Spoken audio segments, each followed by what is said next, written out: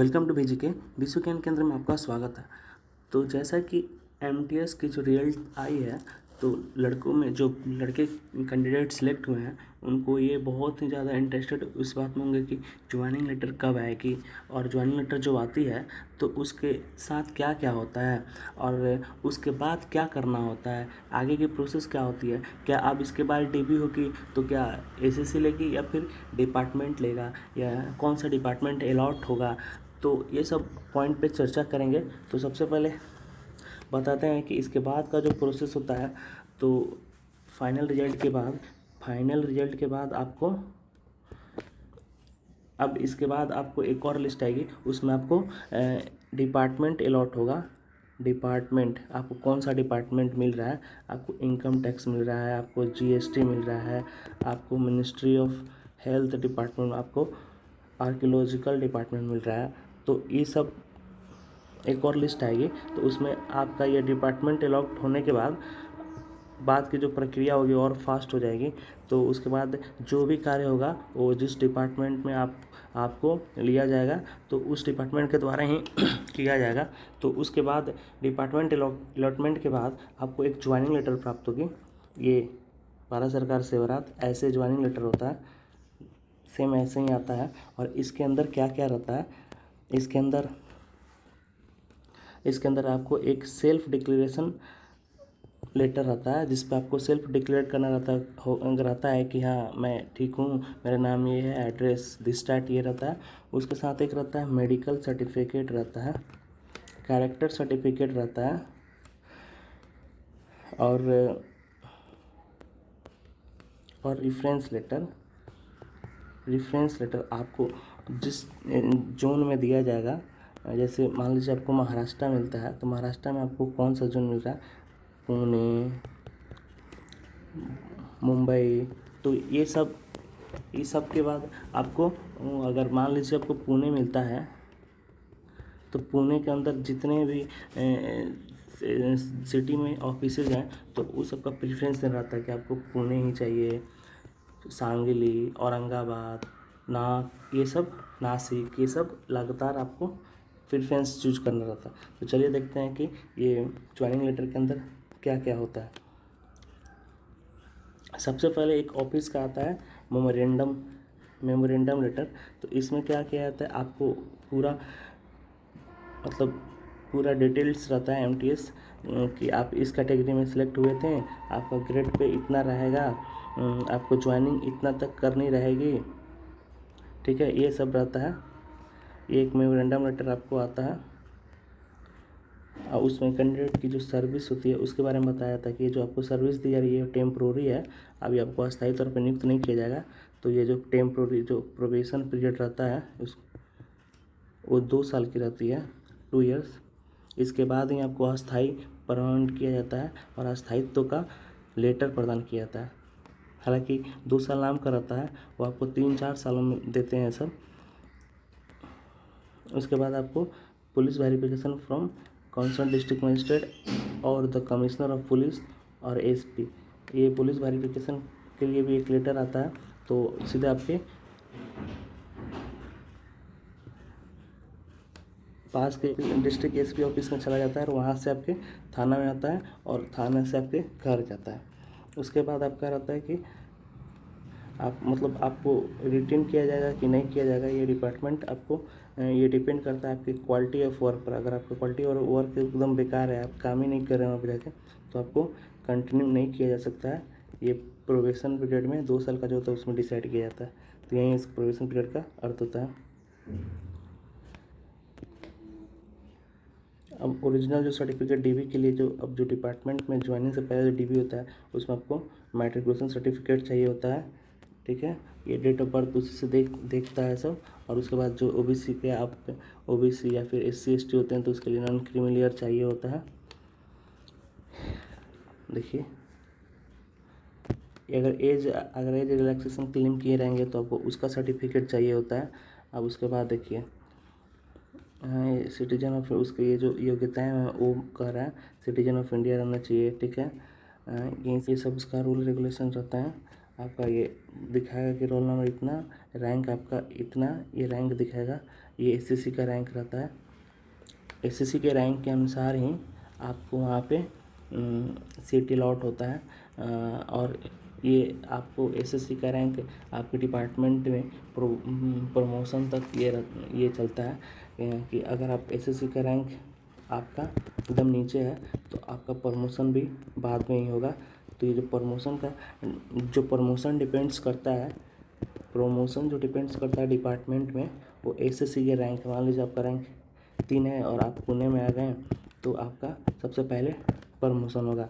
तो promotion is directly proportional to SSC rank. तो SSC rank बहुत ही अहम रोल डिपेंड कर, ये आपको बताया जाता है कि आप जो योग्य हैं वो जो न्यू कंट्रीब्यूशन पेंशन सिस्टम है एनपीएस, वो आप उसके लिए आप ये होगा, मतलब आपको पेंशन वेंशन नहीं मिलेगा। ये जो 2005-4 में वो एनपीएस आई थी, तो ये उससे रिलेटेड आपको बता रहा है। उसके बाद आता है आपको एक गजेटेड ऑफ इंडिया का ये एक्स्ट्रा ऑर्डिनरी लेटर। इसमें आपको सब डिटेल्स रहता है कि आपके जॉब रूल रेगुलेशन क्या है, ठीक है। इस जॉब का शॉर्ट टाइटल ऑफ कॉन्वेंसमेंट, ये सब आपको नंबर ऑफ पोस्ट, ये सब आपको गजेटेड ऑफ इंडिया में आपको दिखाया गया। अब इसमें ये दिखा रहा है कि जो ये आपका grade pay AMD tasking staff है वो नंबर ऑफ पोस्ट उस टाइम, तो एमटीएस पोस्ट सबसे पहले 2010 में बना था। उसके बाद 2010 के बाद 12 में, उसके बाद 14 में, उसके बाद 16 में, उसके बाद 18 में फॉर्म इसका आया था, ठीक है। तो वहीं बता रहे हैं कि 2010 से ये डिपार्टमेंट ये बना है, पोस्ट बना है, क्रिएट हुआ है। और अब ये 2021 में भी फॉर्म फिलअप हो रहा है। और उसका पे बैंड जो दिया है यहाँ पे देख सकते हैं कि 5200 से 20,200 है, ठीक है।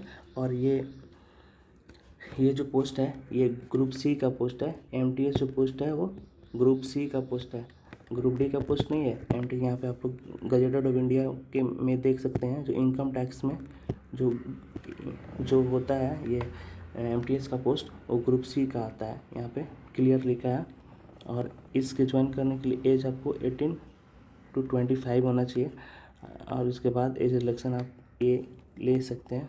तो ये गजेटेड ऑफ इंडिया का ये हो गया। उसके बाद एक आता है कि कैंडिडेट को सेल्फ डिक्लेरेशन एक लेटर आता है, उसमें आपको खुद सेल्फ डिक्लेयर करना रहता है। आपका नाम, आपका एज क्या है, ठीक है, आपको कोई बीमारी है कि नहीं, स्मॉल पॉक्स ये सब उस टाइम है कि नहीं, एनी अदर डिजीज एक्सीडेंट आपको हुआ है कि नहीं, ये सब आपको। लास्ट वैक्सीन कब लगा था, वैक्सीन तो पोलियो ये सब कोई भी वैक्सीन आपको लास्ट बार कब लगा था उसका लिखना रहता है।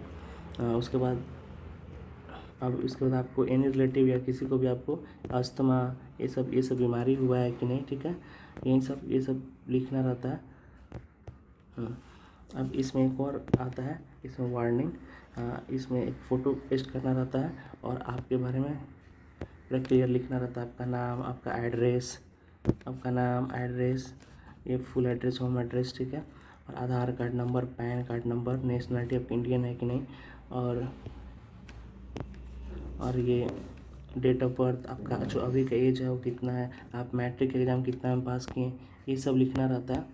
उसके बाद आपके फैमिली में आप कितने का नाम इसमें ऐड करना चाहते हैं, तो सब कोई जनरली मतलब बताया जाता है फैमिली मेम्बर कितने हैं, तो माता पिता और सिस्टर ब्रदर ये सब नाम, ग्रैंड मदर ग्रैंड फादर ये सब का नाम ऐड किया जाता है, ठीक है। अब उसके बाद ये डिक्लेयर किया जाता है कि सब जो है सही होता है, ये जो जितना आप इंफॉर्मेशन यहाँ पे, और इससे वेरीफाई कराया जाता है किसी एक मेडिकल ऑफिसर से, ठीक है।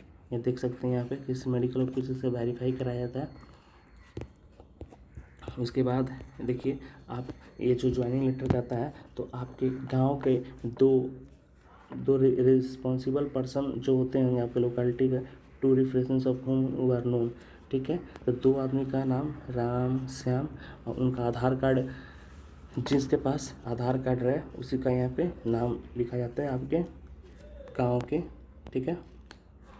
उसके बाद ये आपका सब एड्रेस सिग्नेचर रहता है, उसके बाद आता है कि आपको आपके गांव, आपके डिस्ट्रिक्ट के ये चीफ मेडिकल ऑफिसर होते हैं, उनके नाम से एक लेटर इशू होता है कि उसका सब्जेक्ट रहता है मेडिकल एग्जामिनेशन और physical fitness for entry into government service, और सब्जेक्ट होता है उनके रिगार्डिंग कि आपको मेडिकल एग्जामिनेशन और फिटनेस इन गवर्नमेंट जो सर्विस मिलिट्री करना है, ठीक है। और ये कि I am directed to request to examine multitasking staff, ठीक है। इसका मेडिकल सर्टिफिकेट ऐसे करना है, ये डायरेक्टेड किया जाता है वहाँ से प्रिंसिपल चीफ कमिश्नर द्वारा किया जाता है। उसके बाद आपको आता है, ये भी सेम वही है, मेडिकल से रिलेटेड ही है भी है। तो ये लेटर जो साइन होता है, तो उसके बाद जो मेडिकल सर्टिफिकेट होता है ऐसे होता है, M year bide I have examined C, यहाँ पे जो नाम रहेगा राम, और यहाँ पे इसके बाद कितना साल से वो डॉक्टर आपको जानता है, और यहाँ पे मेंशन होता है, कि आपको वो जो डॉक्टर है वो कितने साल से आपको जान रहा है, 10 ईयर्स, 2 ईयर्स, या फिर कुछ जो भी हो वो यहाँ पे डाल देते हैं। उसके बाद देखिए यहाँ पे देख सकते हैं कि फोटोग्राफ पंडित आपके यहाँ पे कैंडिडेट रैंक का ये जो फोटोग्राफ होता है वो रहता है, और यहाँ पे अटेस्टेड किया जाता है, और मेडिकल ऑफिसर का नाम, ऑफिसर का सिग्नेचर रहता है, नेम, उसका रजिस्ट्रेशन नंबर, उसका डिग्री कौन सी है, उसकी एड्रेस क्या है, वो सब रहता है। तो इसमें स्टाम्प के साथ विथ, और उसके बाद क्या होता है, ये सिग्नेचर ऑफ द कैंडिडेट यहाँ पे वेरीफाई करते हैं, सिग्नेचर करते हैं, ठीक है। देखिए मेडिकल सर्टिफिकेट कैसे बना होता है, देखिए वो नाम, ये कितने ईयर से जानते हैं आपको, ये मेडिकल जो ऑफिसर है, तो ये 24 ईयर्स, हालांकि वो जो एज होता है वो खुद मेंशन कर देते हैं कि हम एज के अनुसार ही वो कि आपको इतने ईयर से जानते हैं, ठीक है। उसके बाद जो आइडेंटिफिकेशन जो मार्क्स होता है वो 2 लिखना रहता है, और उसके बाद यहाँ पे एक फ़ोटो पेस्ट करना रहता है, और उसके बाद यहाँ पे मेडिकल ऑफिसर का सिग्नेचर ये हो गया, यहाँ पे उनका नाम रहता है, एक स्टाम्प आती है और खुद वो लगा देते हैं लोग, उनमें नाम, रजिस्ट्रेशन नंबर, उनका एड्रेस, ये सब लिखा रहता है वहाँ पे, ठीक है। ये हो गया आपको। उसके बाद आपको प्रेफरेंस लेटर भरना रहता है, आपको जिस स्टेट के जिस जोन में भेजता है, तो प्रेफरेंस लेटर एक होता है, तो उसके अकॉर्डिंग आपको एक लेटर प्रिंसिपल कमिश्नर के नाम से ये बनाना होता है, ठीक है। सब्जेक्ट प्रेफरेंस ऑफ स्टेशन, ठीक है। और उसके बाद आपको ये चूज करना रहता है कि आपको कौन कौन सा ये देना है। अब उसके साथ आप ये प्रेफरेंस लेटर के साथ आपको क्या क्या भेजना है, जो बनाए हैं आपको प्रेफरेंस लेटर,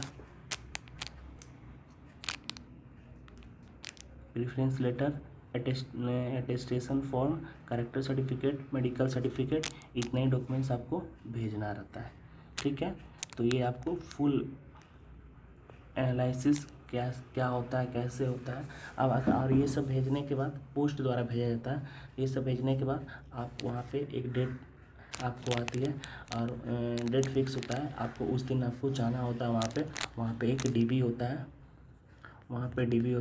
उस डीबी में आपको क्या किया जाता है, ये सब चेक किया जाता है, और एक आपसे एक लेटर लिखवाया जाता है कि हाँ कि हम ये हैं वो हैं, मैंने जो जो प्रूफ दिया है वो एकदम सही है, और मैं किसी प्रकार का क्रिमिनल गतिविधि में लिप्त नहीं हूँ, ये सब एक लेटर लिखाया जाता है। और आपके आधार कार्ड का एक फ़ोटो कॉपी लिया जाता है, और आपका जो रिलेवेंट डॉक्यूमेंट्स है मैट्रिक का, वो सब चेक किया जाता है, और उसके बाद आपको आपका रोल ये दे दिया जाता है 200, टोकन नंबर 300 कुछ।